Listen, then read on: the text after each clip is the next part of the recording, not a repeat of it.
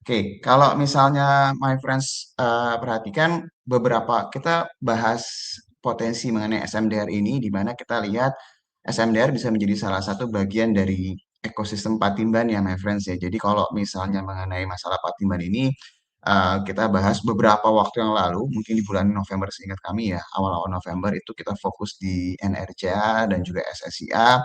Terus beberapa waktu kemudian kita bahas mengenai potensi SMDR yang memang kalau kita lihat bisa mendapatkan impact yang positif nih dari perkembangan pengembangan yang ada di Patimban, terutama di Pelabuhan Patimban.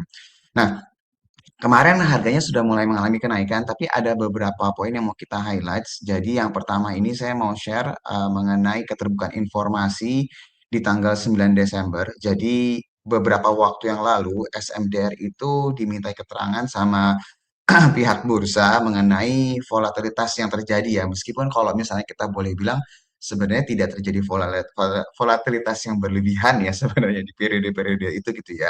Jadi kalau misalnya my friends lihat nggak berapa lama setelah dimintai keterangan mengenai volatilitas ini saham yang mengalami penurunan baru akhirnya beberapa 2 hari terakhir inilah baru mengalami kenaikan. Nah, poin yang saya mau highlight di sini adalah sebenarnya tidak ada sesuatu yang baru lah ya, kalau misalnya friends nanti baca lebih detail lagi.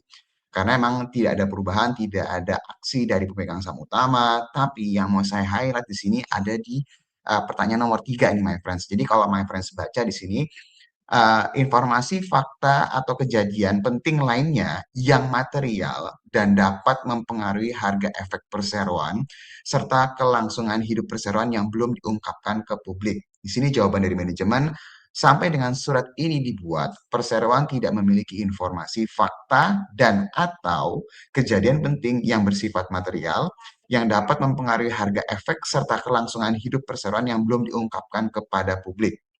Perseroan telah melakukan pengecekan dan diketahui bahwa pada tanggal 3 Desember 2025 terjadi peningkatan yang signifikan pada Baltic Dry Index yang merupakan salah satu acuan yang umum untuk mengetahui freight rate secara global. Jadi untuk my friends yang mungkin baru mengikuti industri pelayaran, memang salah satu indikator yang diperhitungkan yang akan mempengaruhi tarif harga ya dalam beberapa waktu ke depan, ini salah satu indikatornya itu adalah Baltic Dry Index nih my friends. Nah, kalau seandainya kita coba lihat dari Baltic Dry Index nih, kalau misalnya my friends perhatikan ya, ini sebenarnya chartnya start dari tahun 2021 pertengahan itu terus mengalami penurunan, tapi 2022 awal sampai dengan sekarang, quote unquote ini sebenarnya lebih ke arah sideways ya si Baltic Trade Index ini nih.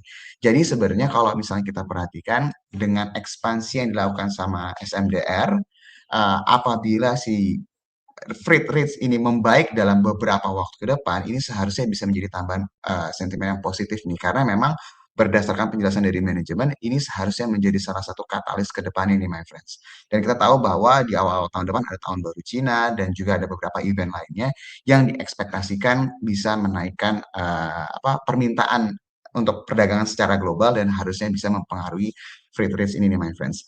Kalau misalnya my friends memperhatikan mengikuti Tiger Insights ya. Kita pernah bahas juga kejadian di Teens ya. Jadi waktu itu kita bilang bahwa ini outputnya diekspektasikan meningkat.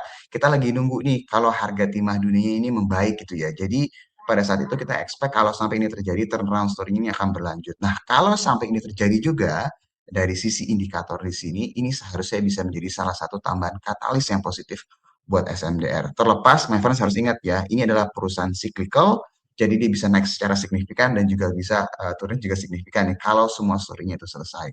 Itu dari SMDR, poin yang pertama. Poin yang kedua, yang memang kalau kita perhatikan ini sejauh ini masih on track ya. Jadi kita coba cek lagi annual report mereka di tahun 2024 dan kita masukkan keywords Patimban. Ini ada beberapa kali pihak manajemen itu membahas. Jadi buat my friends yang memang mau mengetahui kira-kira apa yang akan dilakukan sama suatu perusahaan di tahun depan, itu biasanya mereka akan declare atau mereka akan stated di annual reportnya mereka. Jadi untuk tahun 2025 mereka akan ngomong nih di tahun 2024. Di tahun 2024, kita coba cek keywords Patimban Ports ini, beberapa kali mereka mention di mana mereka memang expect untuk mulai beroperasi itu di tahun 2026 nih, my friends. Jadi seperti yang kita bilang ya, kalau mulai beroperasinya tahun 2026 memang belum ada timetable yang disebutkan di sini bulannya ya, tapi yang jelas ini akan menjadi salah satu katalis yang akan diperhatikan sama pasar sampai nanti cerita ini mulai terrealisasi nih my friends.